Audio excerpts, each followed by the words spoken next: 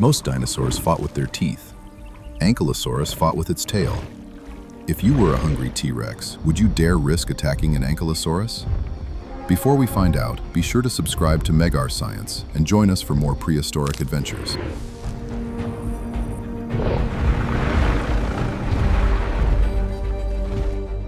To answer that question, we need to travel back about 66 million years. North America looked very different then. Dinosaurs dominated the landscape.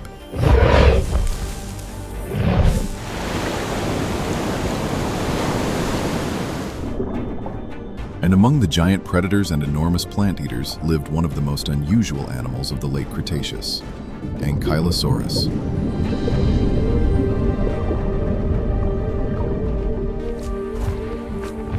At first glance, it doesn't seem particularly intimidating. It wasn't built for speed. It didn't have razor-sharp teeth. And as a plant eater, it spent its days feeding on vegetation rather than chasing prey.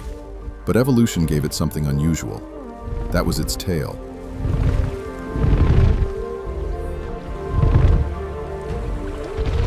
Not every member of the Ankylosaur family carried a large tail club. Over tens of millions of years, different species evolved different defensive strategies.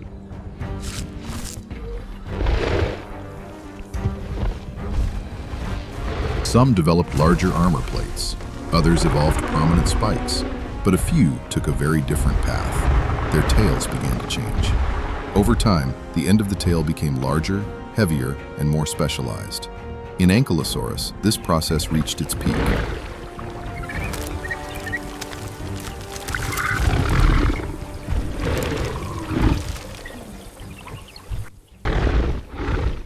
Several vertebrae near the end of the tail became tightly connected, creating a rigid structure capable of supporting a massive club of solid bone.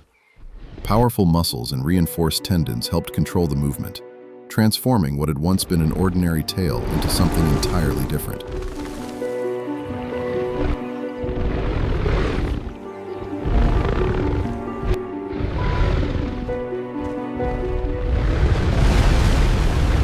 Scientists believed the structure could be swung with remarkable speed, and because much of the weight was concentrated at the very end, it allowed an enormous amount of force to be delivered through a relatively compact movement.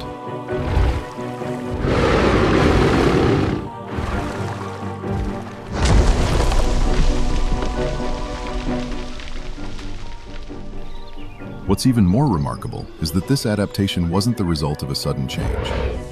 It was the product of millions of years of evolutionary refinement in a world where survival often depended on having better defenses than your competitors.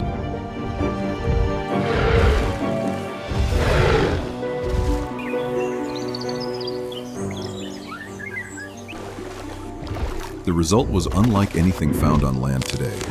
Ankylosaurus wasn't armed with claws. It didn't rely on speed, and it didn't need oversized teeth. Instead, this giant plant eater carried one of the most specialized defensive structures ever evolved by a dinosaur.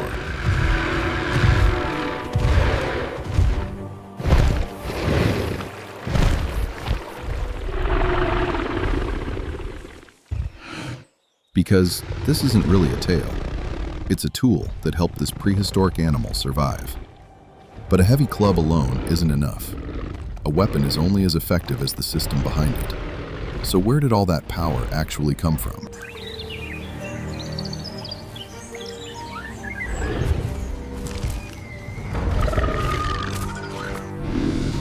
But that leads to another question. Even if Ankylosaurus had a giant club at the end of its tail, where did the power actually come from?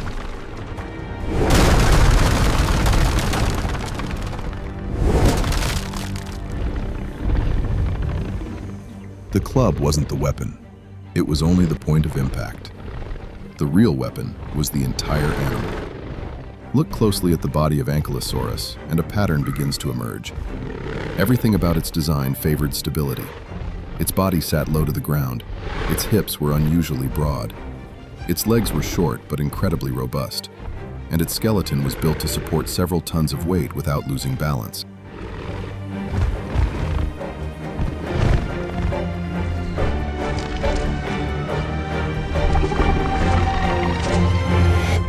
This mattered for one simple reason. A powerful strike requires a stable platform. Think about a professional boxer. The force of a punch doesn't begin in the fist. It starts in the legs, moves through the hips, travels through the torso, and finally reaches the hand. The same principle applies here.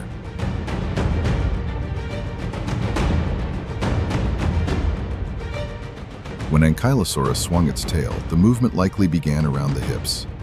Energy then traveled through the body into the tail and finally into the club at the very end. Every part worked together as a single system. And that may be one reason why this animal became one of the most formidable defensive specialists of the dinosaur age.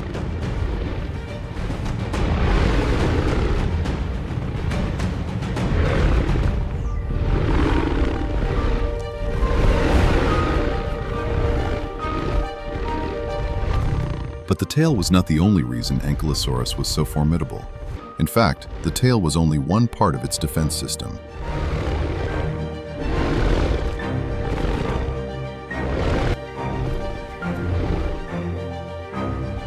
Most animals rely on a single advantage. Some depend on speed, others rely on size, horns, thick skin, or sheer strength. But every strategy usually comes with a weakness somewhere. Ankylosaurus took a different approach.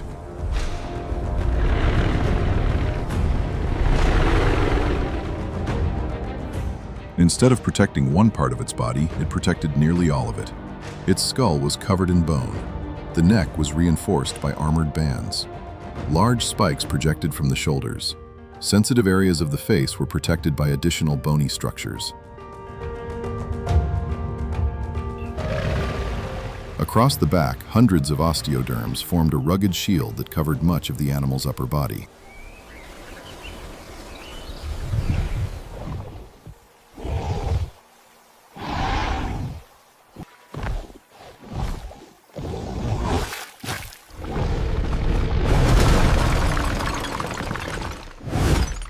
As a result, it looked less like a typical plant eater and more like a prehistoric creature encased in protective armor.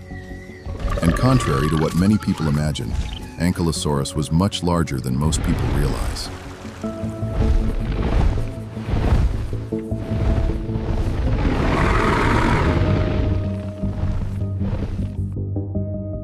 Most people picture Ankylosaurus as a small animal hugging the ground.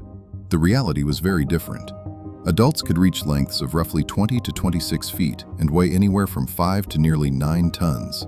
Some individuals may have been even larger.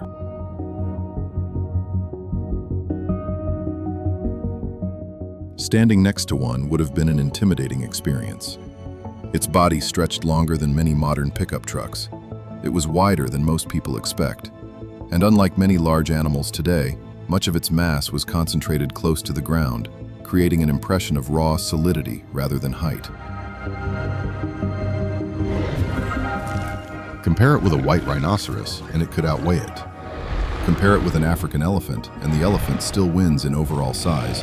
But Ankylosaurus carried its weight in a completely different way. It was broader, denser, and built like a reinforced platform moving across the landscape.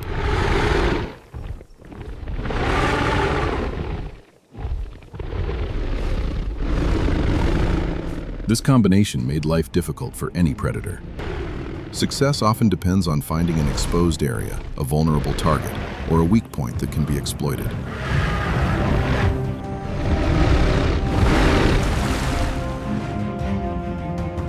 But with Ankylosaurus, those opportunities were surprisingly hard to find. Move toward one part of the body and you encounter armor. Shift position and you find spikes. Look for an easier angle and the same problem appears again. No animal is perfect, and Ankylosaurus was no exception. But it came remarkably close to solving one of the biggest challenges faced by any prey species. How do you make attacking you seem like a bad idea?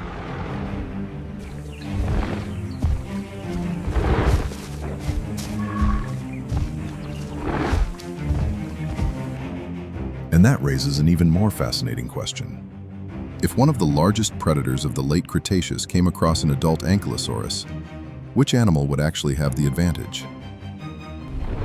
Now let's put two of the most iconic dinosaurs of the late Cretaceous into the same encounter. On one side is Tyrannosaurus rex, taller, longer, and equipped with one of the most powerful bites ever evolved on land.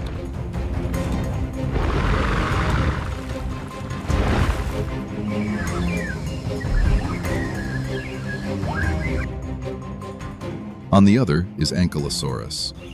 Lower to the ground, heavily armored and protected by a tail club unlike anything seen in the modern world.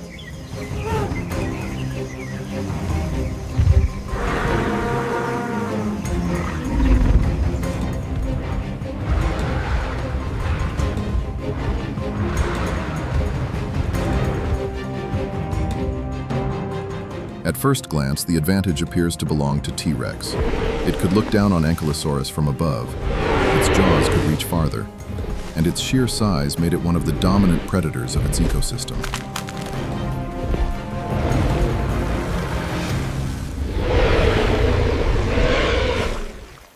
But encounters like this are not just about strength, they are about risk. Imagine it approaching an Ankylosaurus from the front. There are very few obvious targets. Its head is held low to the ground and most of it is protected by armor. It would be extremely difficult to find an opening.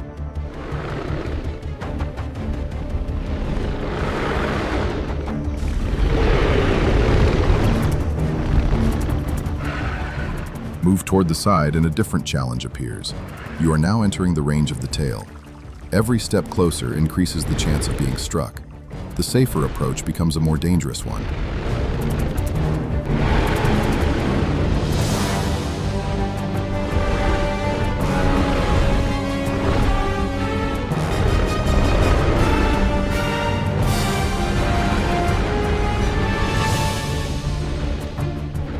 So perhaps patience is the answer. Circle around, watch carefully, wait for an opening. That may sound reasonable, but large animals cannot always afford mistakes. For a predator weighing several tons, mobility is everything. Reaching food, defending territory, and competing with rivals all depend on staying physically capable. Even a single injury can create problems that last long after the encounter is over. And that's what makes Ankylosaurus such a formidable animal. It did not need to overpower the largest predators of its time. It only needed to make the potential cost of attacking uncomfortably high. In many situations, that alone may have been enough to discourage an attack. So at this point, would you still want to face one? But no defense is perfect, and despite all of its armor size and specialized adaptations, Ankylosaurus still had limitations. So where were its weak points? But here's the thing. Evolution rarely creates perfection. Every adaptation comes with trade-offs. And despite all of its impressive defenses, Ankylosaurus was no exception. Its heavily built body offered protection, but it also limited speed. This was not an animal designed for long pursuits or rapid escapes. If danger appeared in the distance, Ankylosaurus couldn't simply sprint away like some smaller dinosaurs. Instead, it relied on standing its ground and letting its defenses do the work.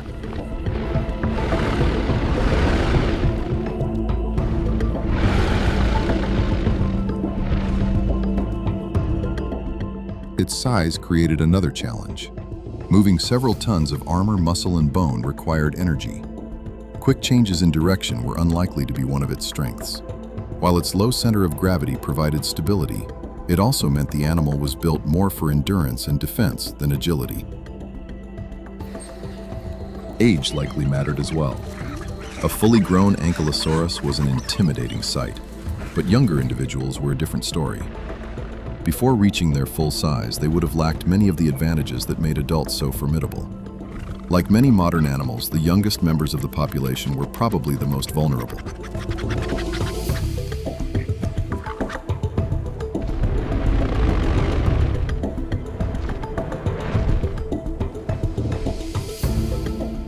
And then there is one possibility that paleontologists occasionally discuss. Ankylosaurus was exceptionally stable while standing on its feet. But if an individual somehow ended up overturned, getting back upright may have been far more difficult than for many other dinosaurs. Fortunately for Ankylosaurus, its body shape made such situations relatively uncommon. So while Ankylosaurus may have been one of the most heavily defended animals of the dinosaur age, it was still bound by the same rule that applies to every species that has ever lived. No defense is flawless.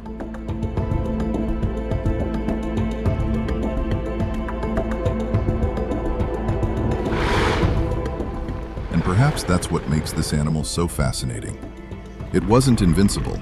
It simply pushed defensive evolution further than almost anything else in its environment.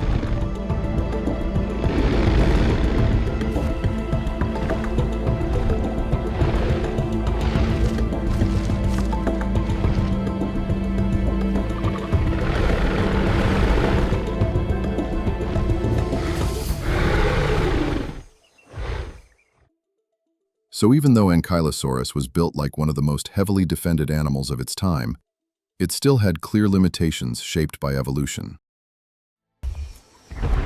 Now let's imagine something extraordinary. What if Ankylosaurus were still alive today?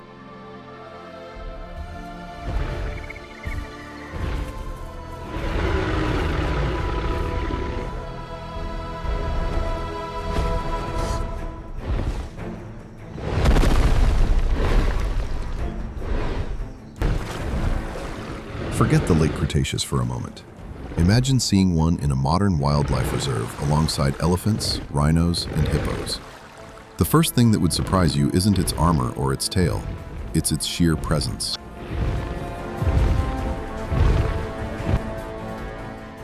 Many people picture Ankylosaurus as a relatively small dinosaur because it stood so close to the ground. But a fully grown adult could reach the length of a modern pickup truck and weigh several tons. If one appeared in North America today, it would instantly rank among the heaviest land animals on the continent.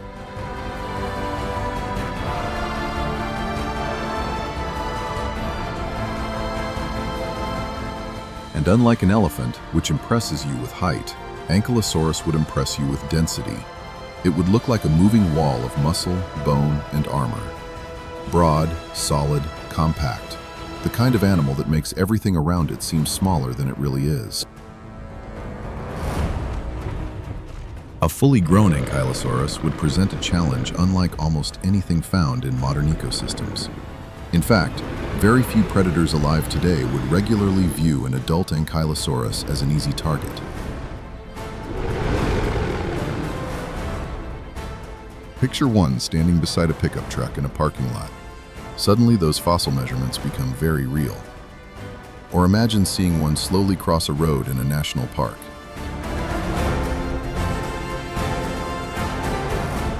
Traffic would stop. Tourists would reach for their cameras. Wildlife experts from around the world would want to study it. And let's be honest, if Ankylosaurus were alive today, it probably wouldn't be the king of the neighborhood, but it might be the worst thing you could possibly find occupying a parking space.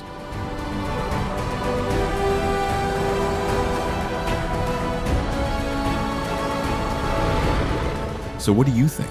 If you suddenly came face to face with an Ankylosaurus, would you dare to approach it? Let us know in the comments below.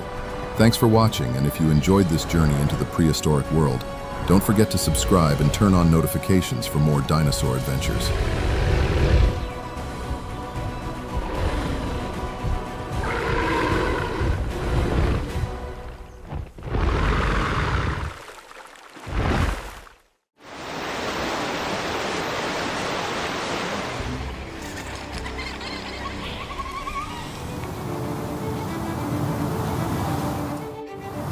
Around 68 million years ago, the sky was not empty. A vast shadow drifts across the ground below, slow, silent, wide enough to dim the sun. Something enormous is moving overhead. A prehistoric creature standing nearly as tall as a giraffe, yet capable of crossing entire landscapes through the air.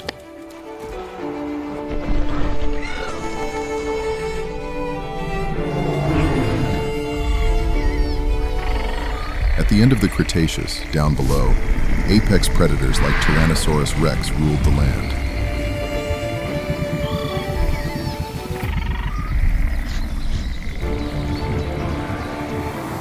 But high above, something else was watching.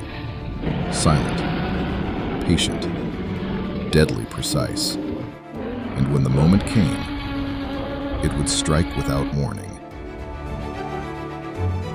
This was Quetzalcoatlus, one of the largest flying predators that ever lived. To understand just how unusual this animal was, we have to look at its size.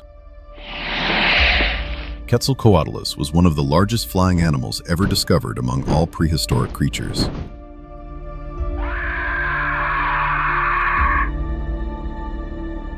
The species Quetzalcoatlus northropi is estimated to have stood around 7 to 10 feet tall at the shoulders.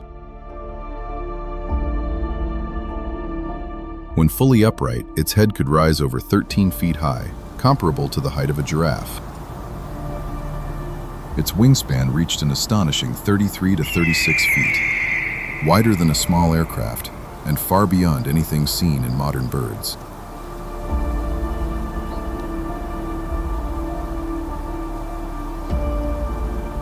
And yet, despite these immense proportions, it remained light enough to fly.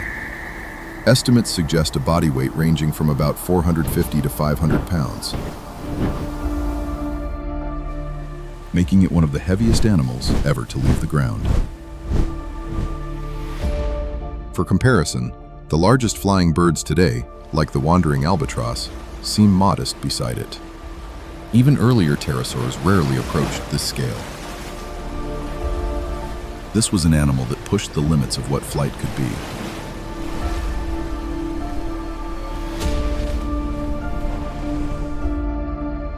But size alone was not what made it truly remarkable, because what made it dangerous was how it used that size.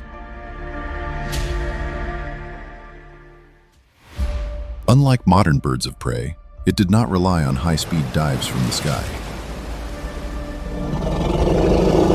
Instead, most evidence suggests it hunted primarily on the ground.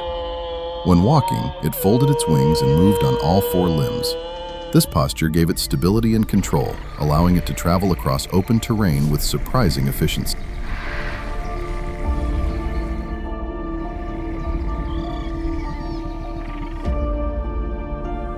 Its long legs and upright stance gave it a clear view above low vegetation, similar in height to a giraffe scanning the savanna. This hunting strategy is often compared to what scientists call terrestrial stalking. Rather than chasing prey over long distances, it relied on patience, positioning, and timing. It wasn't limited to active hunting, but also used its long beak to tear through soft tissue and scavenge carcasses when the opportunity arose.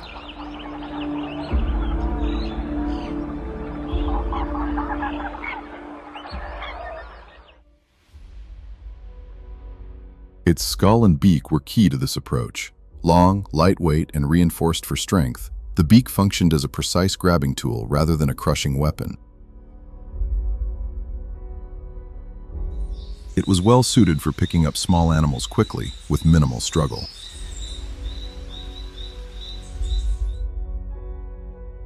Based on fossil evidence and comparisons with related species, its diet likely included small vertebrates.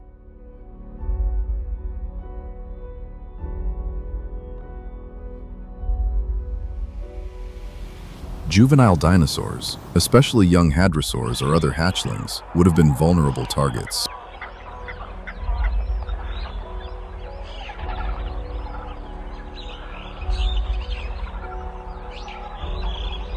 Small reptiles and early mammals, moving through dense vegetation, were also likely part of its diet.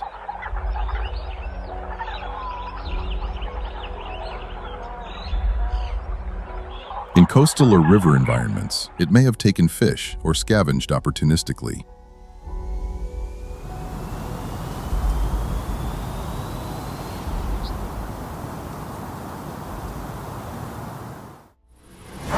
This flexible feeding behavior would have been a major advantage. Rather than depending on one type of prey, Quetzalcoatlus could adapt to whatever was available in its environment. A typical moment of predation can be extremely brief. A small animal moves, its head dips, and in just a matter of seconds, the prey has disappeared into its belly. However, there is no evidence that it regularly attacks large animals. Perhaps the risk would be too great for a predator that relies on precision rather than strength. Instead, its success came from efficiency, conserving energy, avoiding injury, and choosing the right moment to strike. In a world filled with powerful prehistoric creatures, that strategy may have been what allowed it to survive for millions of years.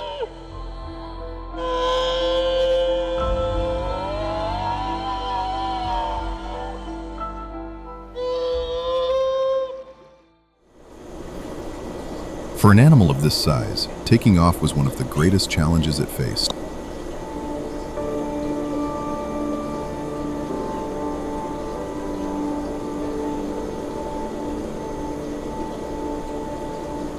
Most modern birds rely on their hind legs to launch into the air.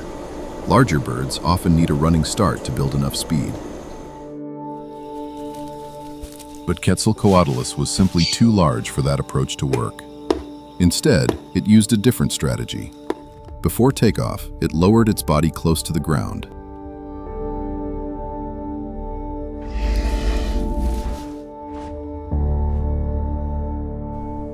Its wings, folded beneath it, acted like powerful front limbs.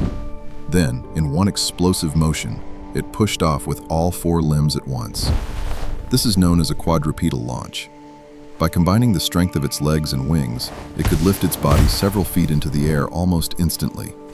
That brief lift was enough for the wings to catch air and begin generating lift. A modern bird of similar weight would likely never leave the ground using only its legs. This unique launch system is what made flight possible at such a large scale.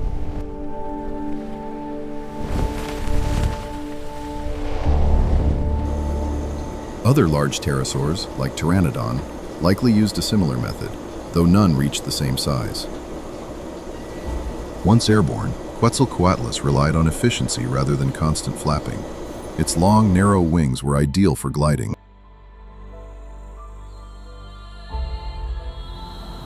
Like modern vultures or albatrosses, it likely used rising warm air, known as thermals, to stay aloft.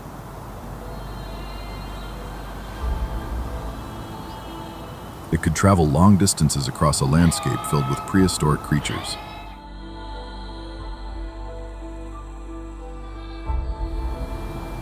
Estimates suggest it could reach speeds of around 70 to 80 miles per hour.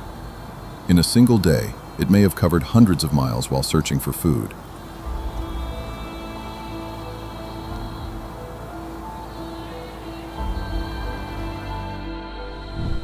From high above, even small movements on the ground became visible.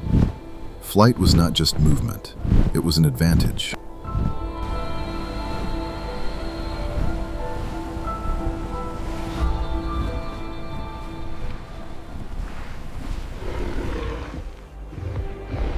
But even with all those advantages, Quetzalcoatlus still had its limitations. Sometimes it made the wrong choices. In this case, hunger perhaps pushed it too far.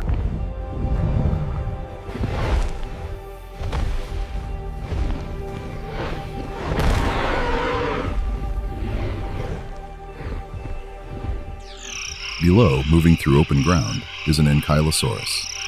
A fully grown individual, low to the ground, heavily built, and unlike the smaller prey it would normally target.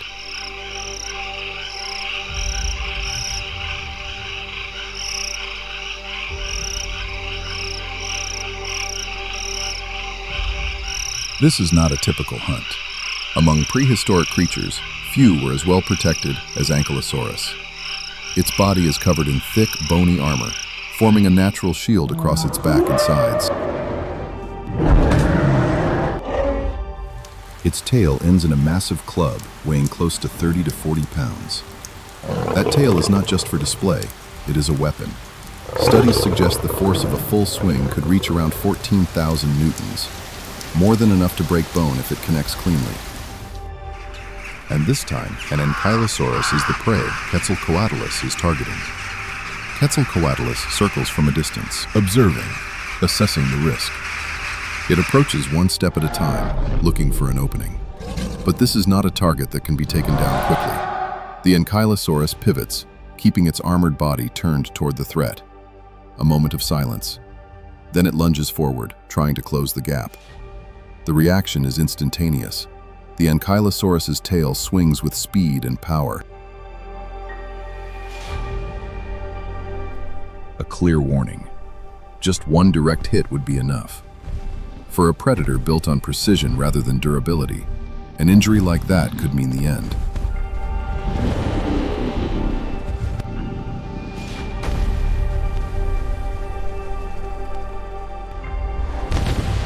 The opportunity is gone. There is no pursuit.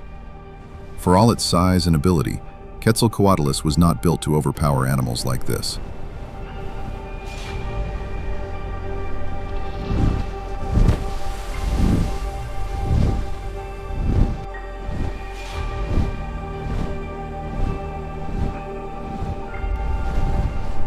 Its success depended on choosing the right target at the right moment. And this time, it chose wrong.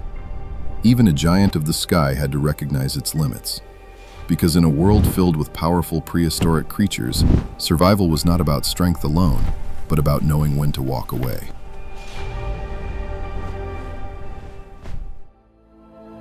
That failed hunt was more than a missed opportunity. It revealed something important. Even a hunter like Quetzalcoatlus had limits.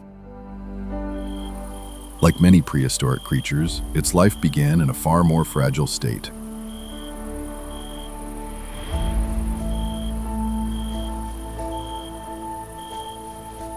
Its eggs, likely laid on open ground or shallow nesting sites, would have been exposed to constant danger.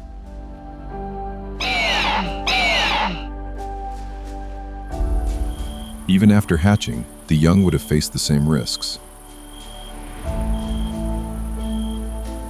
And the dangers didn't disappear with age. As an adult, it ruled the sky. But on the ground, that advantage could vanish in an instant.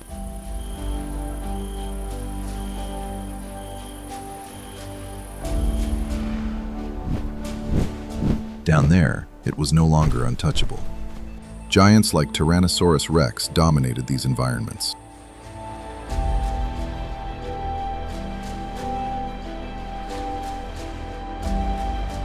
In some cases, it may have competed over carcasses, feeding on the remains of large dinosaurs such as Ankylosaurus. And in those moments, Quetzalcoatlus could not compete. It had to keep its distance, wait, or leave entirely. For days it has not eaten. Its movements are slower. Its energy is fading.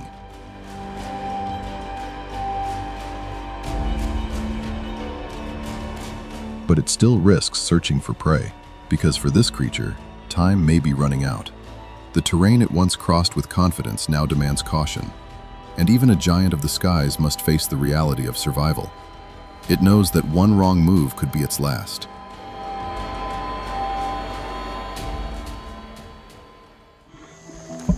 These constant pressures and risks shaped a remarkably independent life.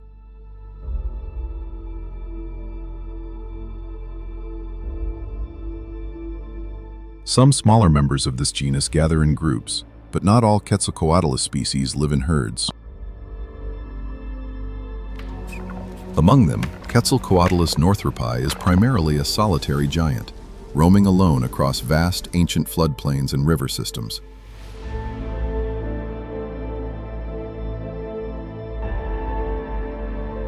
Unlike many smaller pterosaurs that gather in noisy colonies along the coast,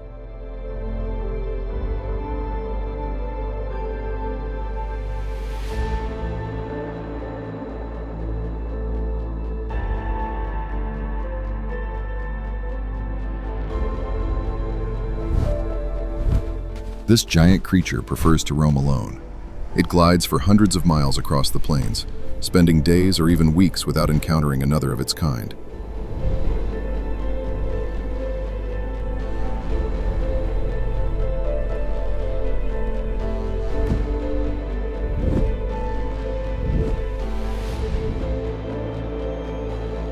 Its enormous size meant it needed a huge territory to find enough food.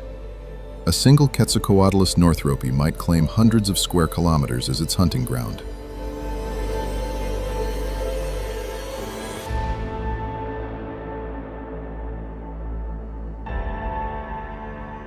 This solitary nature made it a ghost of the prehistoric skies.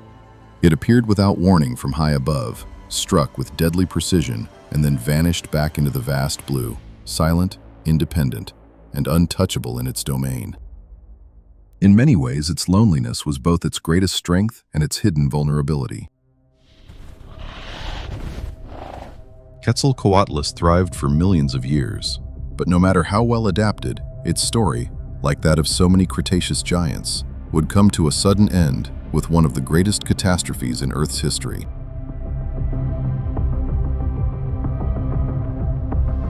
Around 66 million years ago, near the close of the Cretaceous period, a catastrophic event reshaped life on Earth. A massive asteroid impact, known today as the Cretaceous-Paleogene extinction event, struck with a force beyond anything seen in human history.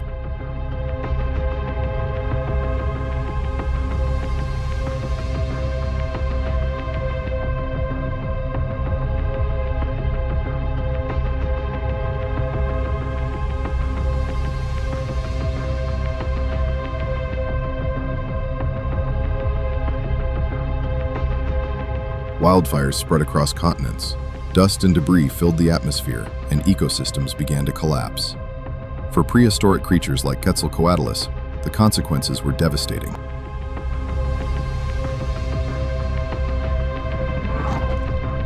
The balance that had supported life for millions of years was suddenly gone. Food sources became scarce. This was not a challenge that could be adapted to. It was an ending.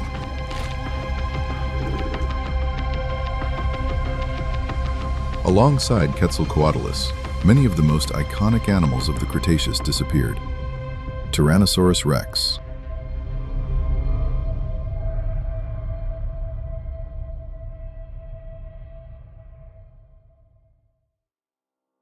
Triceratops, Ankylosaurus, and the great flying reptiles that once dominated the skies. Entire lineages vanished in a relatively short span of time. And yet, even in extinction, Quetzalcoatlus did not disappear completely. What remains is not the animal itself, but fragments of its story. Pieces of wings, sections of bone, parts of a skull large enough to hint at its true scale.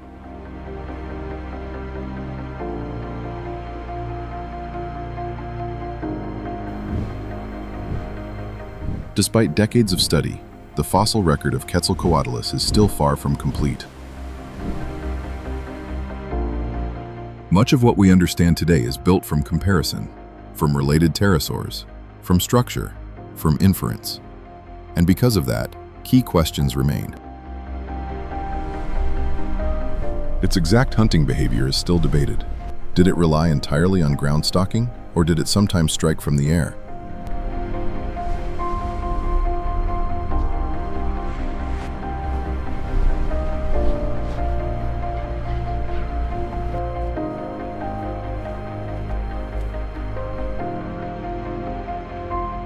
Was it camouflaged like a heron in wetlands, or marked with bold patterns for display? Even its daily life remains uncertain. Is it most active during the day, or is it a nocturnal predator? In a world once filled with prehistoric creatures, Quetzalcoatlus remains both one of the most iconic and one of the most mysterious. And yet, its story does not disappear. Today, the skies are filled with birds. They carry forward the legacy. But even the largest among them are only a fraction of what once existed. Quetzalcoatlus reminds us that life can reach far beyond what we see around us now. What would our world look like if Quetzalcoatlus still soared above us today? Would we look up in awe or in fear? Let us know your thoughts in the comments below. Thank you so much for watching.